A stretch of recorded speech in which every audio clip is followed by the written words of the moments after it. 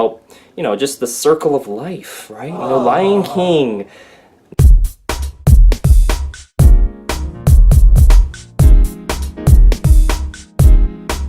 Hey, it's Lance McGowan here, and today I wanted to talk to you about doTERRA's steam distillation process, because sometimes, I get questions from clients and customers and other people like, Lance, it was hot outside. Is that gonna make it okay for the oils when they're coming to me? Like, should we, how should I handle the heat that, those boxes are getting when they're in those transportation trucks and delivery trucks and all that in the warehouse and all that stuff, and how are they extracted and all those questions. And so I wanted to kind of share that with you and kind of go over how that works so you can have a little bit more insight and have a good answer to that as well. Alright, so steam distillation is the most commonly used method for collecting essential oils. It is a delicate and time-intensive process requiring careful attention to detail.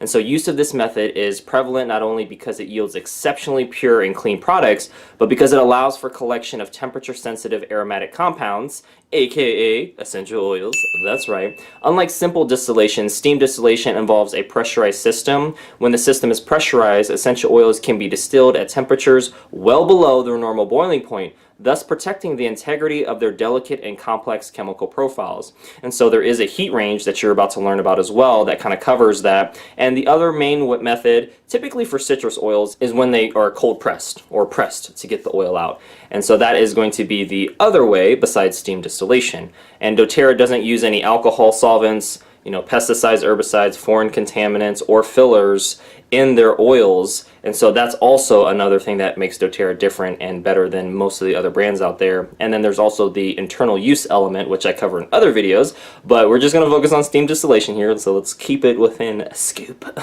Okay, so when using steam distillation, it is vital to pay careful attention to the heat source. So the temperature of the system must remain within a strict range. Too low, and the essential oils will not be distilled. Too high, and there is a risk of damaging the essential oils or collecting unwanted non-aromatic compounds. That's right, these could be in the form of free radicals or other things that will not be beneficial for your cells, and that is going to be key. So it's kind of like the three little bears, if you remember that in Goldilocks. There's the porridge that's too hot, and there's the porridge that's too cold, and there's the porridge that's just right. And that's how we want our essential oils. That's right. Yeah. Alright, so temperatures required for optimal steam distillation typically fall between 140 degrees, that's pretty hot, you know what I'm saying, and where I live in Las Vegas, it gets, 110, 120 sometimes, so I can kind of feel that, but 140, woo, okay, yeah.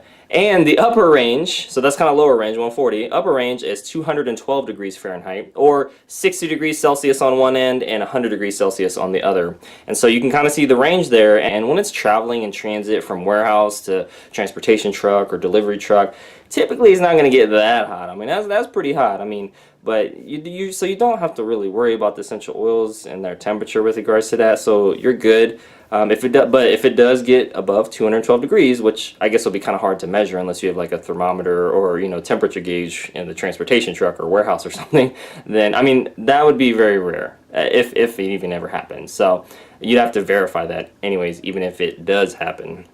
Okay, one benefit of steam distillation is that the temperature can be continuously adjusted and precisely controlled to ensure that the system always remains within the optimal temperature range. That's right, so making sure that sweet spot is hit and continuously hit as well. Similarly, pressure must also be rigidly controlled. To do so, steam distillation requires a use of a closed system. This means that the system is pressurized to a level above that of atmospheric pressure, and the required pressure varies from plant to plant, but typically falls between 15 pounds per square inch, or PSI, and 20 PSI, or pounds per square inch. Increasing the pressure of distillation system can significantly reduce the distillation time. The time needed for distilling an oil can be reduced by up to 1/4 if a pressurized system is used. And so that's very interesting, right? It's about not just getting the oils from the plants, using a way that doesn't use any extra stuff like alcohol solvents or fillers, but it's also being able to do so in a timely way to meet demand. And so quality is a factor, that's right. And then we also have timeliness as being a second factor through a pressurized system that we're learning about. So that's very important.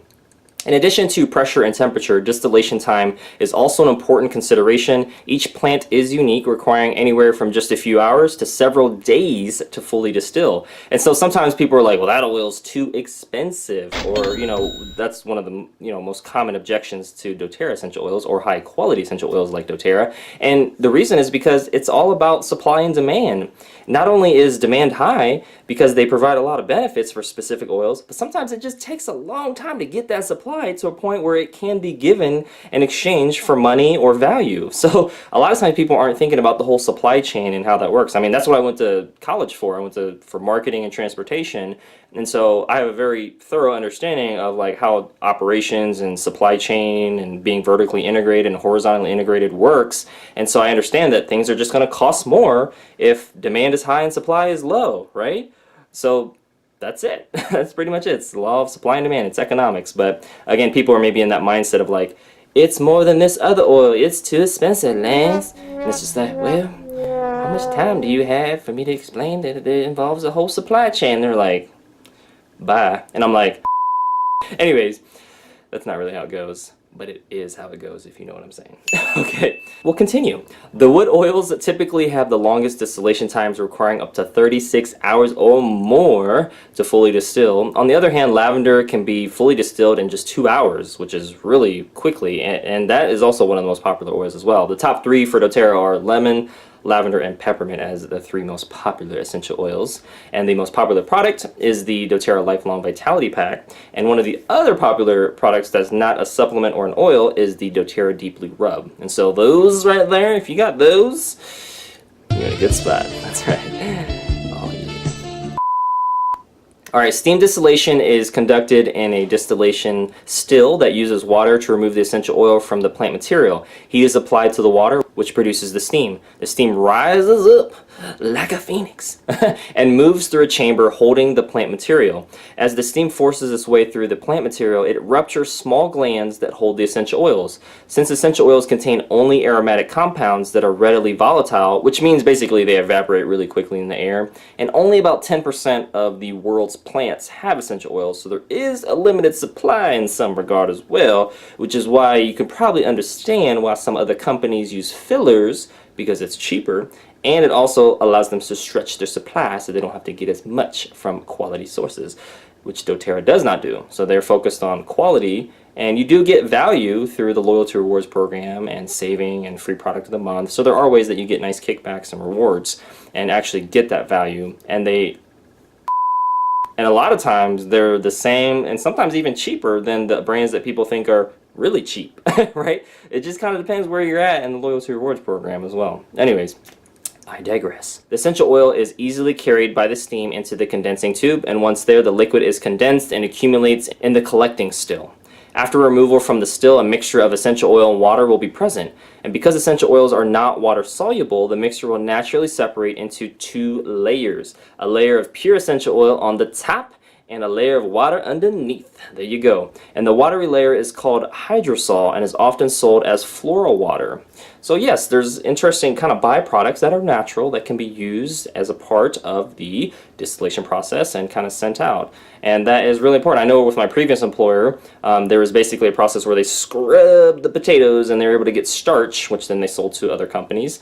But they also had suppliers for seasoning and things like that for chips. And so that was my previous employer. That was a previous life. I learned a lot. We ain't gonna go into that. But anyways, the point I'm trying to make is when you're making something, specifically when you have raw materials and raw ingredients, there's going to be byproducts, and those byproducts can be sold to other companies that can use that, and it's a great way to kind of help, just the circle of life, right? Lion King. No? Okay. Well, anyways, that's kind of what it's like without the animals, but with the plants instead, because no? Okay. Anyways, that concludes today's video. Thank you so much for watching. Make sure to hit the like button if you did. Hit subscribe for future video updates. And check out the link in the description below so you can continue to get your learn on or check out some of my other videos. And I'll see you in the next video.